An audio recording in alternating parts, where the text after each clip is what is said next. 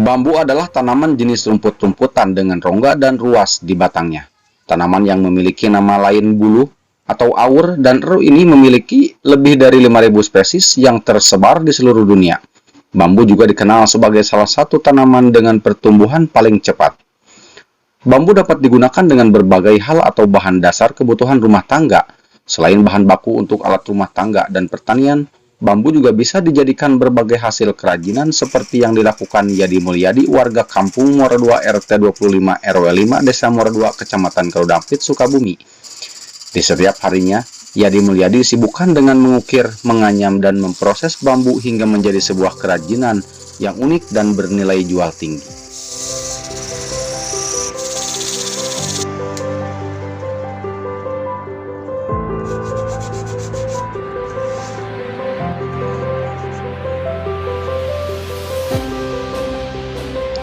Ketua Paguyuban Pengrajin Bambu Juara Muara II tersebut sudah bergelut dengan kerajinan bambu dimulai sejak 2015 lalu.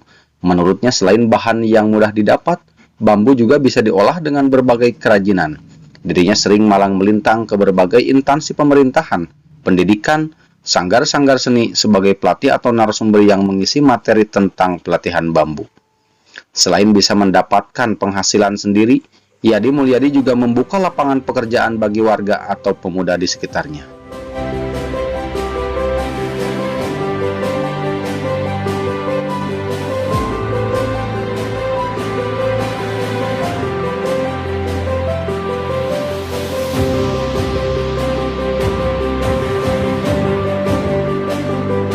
Tertarik dengan kerajinan bambu, saya mulai merintis dari tahun 2015. Bahan baku bambu, karena ternyata selain mudah didapat karena bambu itu banyak di sekitar kita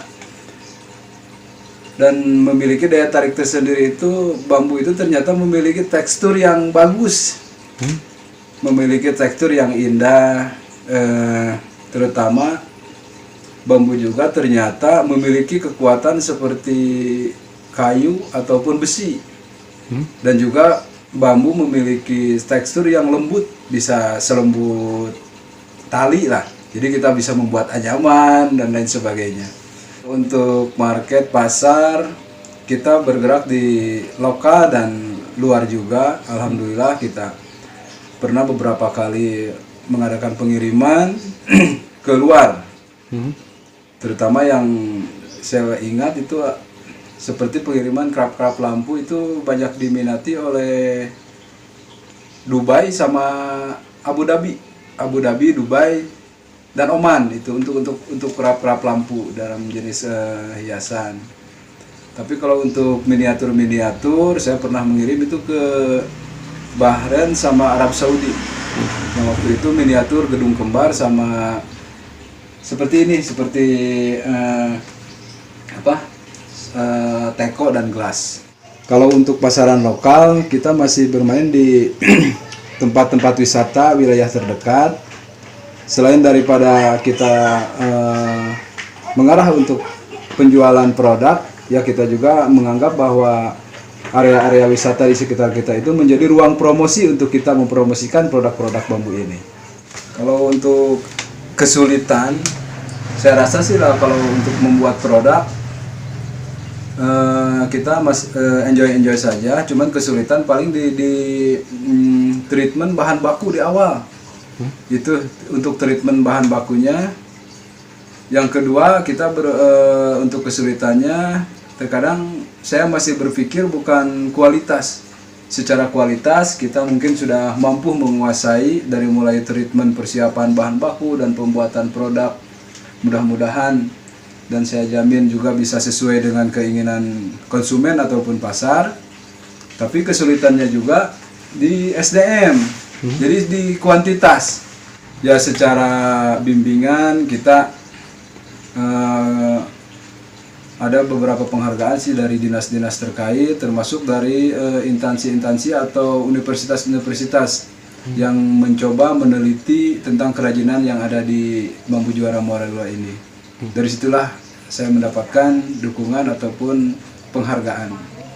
Kalau dukungan dari pemerintah sekitar, baik dari desa maupun kecamatan, saya rasa masih minim. Kalau itu. Justru disinilah harapan saya adanya kontribusi support baik moral ataupun moralnya dari pihak desa, kecamatan, dan juga kabupaten. Itulah yang saya harapkan hari ini, yang saya butuhkan hari ini. Harapan kedepannya sih untuk kreatif bambu ini ya mungkin dukungan yang kuat, khususnya dari pemerintah desa setempat, baik kecamatan dan juga tingkat kabupatennya, demi untuk meningkatkan ekonomi kreatif ini, karena saya anggap inilah peluang kita untuk membantu masyarakat yang masih kesulitan dengan pekerjaan. Inilah potensi yang mungkin harus dikembangkan, inilah potensi yang harus digali, harapan saya itu.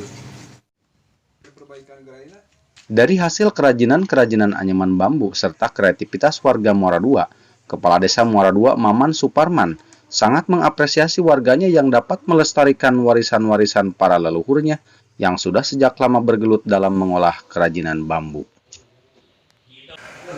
Kalau anyaman bambu itu masalahnya budaya masyarakat yang turun-temurun, sehingga masalahnya kalau sifat pabrik gudang itu tidak ada. Jadi home industry, semuanya masyarakat yang ada di Desa Muara II itu mengolah bambu menjadi kerajinan tangan, yang mana seperti halnya untuk kepentingan keluarga gitu ya.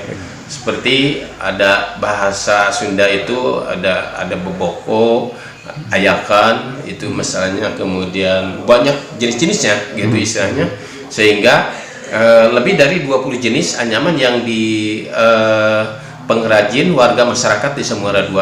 Bahkan pemuda Karang Taruna yang bergabung di kelompok itu baja ya, Bambu Juara yang diketuai oleh Pak Yadi di Kampung Muara II, itu yang khusus istilahnya